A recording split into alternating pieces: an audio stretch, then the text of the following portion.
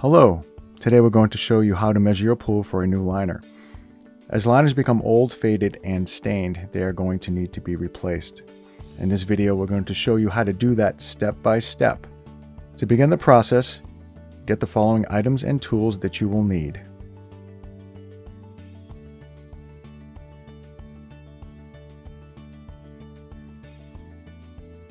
Step 1. Measuring the length and the width of the pool. Take your tape measure and measure the entire length of the pool directly to the liner and not the white coping. As you can see here, it's 40 feet.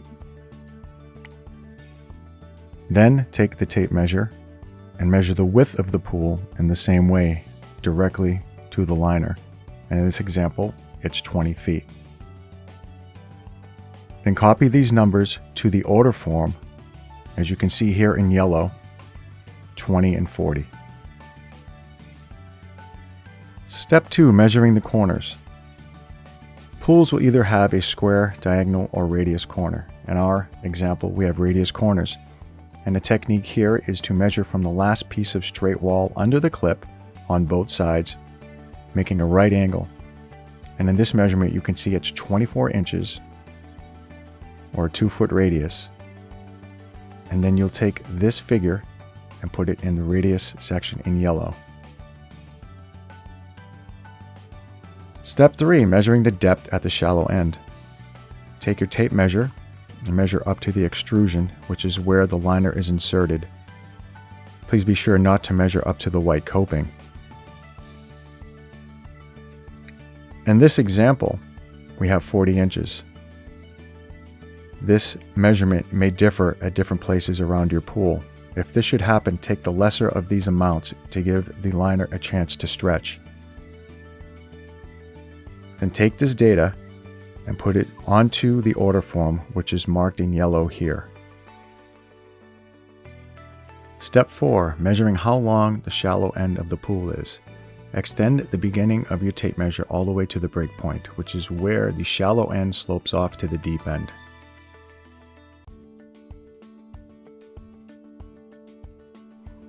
Then read the measurement from your tape measure. In this example, it's 13 feet 4 inches.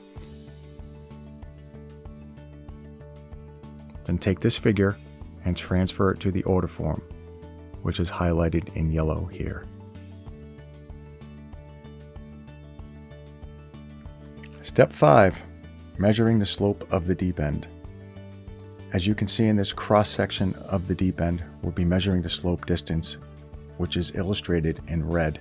Usually both the right and left sides are exactly the same, as well as the back bay, which is the slope at the end of the deep end. However, in some cases it can be different, so you may need to measure that also. We're using a custom-made measuring tool for this measurement. This tool is made with 2 aluminum poles that are 96 inches long. One pole has a 96-inch folding ruler attached to it. Both poles are attached so that they rotate freely around each other. You can also use 2 by 2-inch pieces of wood 96 inches long. One person will place this on the deep end, while another holds a measuring tape on the top of the pole and measures the distance. In this case, it's 48 inches. Take this figure and transfer it to the illustrated yellow box area in the order form. Step 6A. Measuring the hopper. Flat area width of the deep end. In the cross section, we are taking the 20 feet that we got in step 1 for the width of the pool, and then from the previous step we just did, 4 feet on either side for the slope distance. 20 minus 8 is 12 feet. So the hopper width is 12 feet, which can now be transferred to the illustrated yellow box in the order form. Step 6B. Measuring the hopper. Flat area length of deep end. Take the beginning of the measuring tape and place it on the crease going up the slope to the shallow end. And the measuring side is placed at the crease where the slope is going up to the deck. And this distance is 84 inches or 7 feet in this example. It can then be placed in the appropriate box, which is illustrated in yellow here, H. And then we can easily obtain J with the previous measurements in the earlier steps. You take the following numbers and add them up. 4 feet from the slope distance plus 7 feet with the hopper length. And then there's a shallow end we measured at 13 feet 4 inches. We subtract these numbers from 40 and we get 15 feet 8 inches. Step 7. Measuring the depth of the deep end.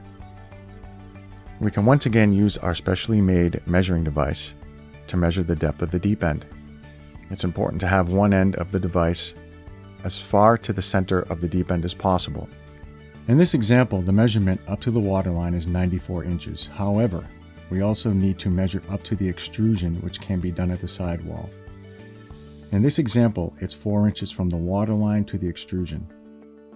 We also need to allow for 2 inches for the liner to stretch, especially on warm day installations. In this illustration, you can see we subtracted the 2 inches from the 4 inches to come up with 96 inches, or an 8-foot depth. You then take this figure and copy it to the correct box illustrated in yellow. And there you have it, measuring a swimming pool liner. And thanks for watching.